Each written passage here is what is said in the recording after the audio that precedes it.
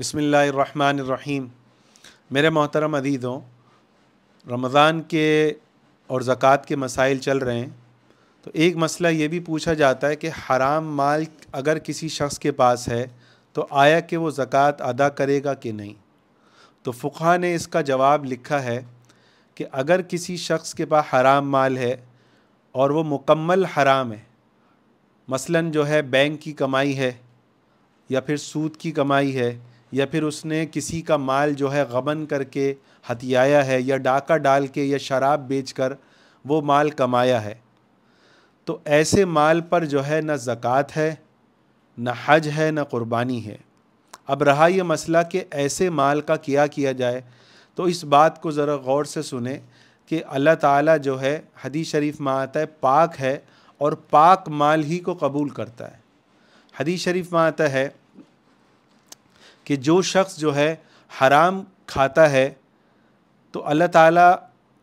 جو ہے اس کی نہ نماز قبول کرتا ہے نہ اس کی دعا قبول کرتا ہے۔ حدیث شریف میں آتا ہے نماز اور دعا ایک بالش بھی اس سے جو ہے اوپر آسمان کی طرف قبولیت کے لیے نہیں جاتی۔ اگر اس شخص نے کسی کا مال دبایا ہے تو اس کو چاہیے کہ وہ اس کا سارا مال واپس کرے اور خوب رو رو کے اللہ سے توبہ کرے، اور اس مال کو واپس کرنے کے بعد اگر اس کے پاس اتنا مال بچ جاتا ہے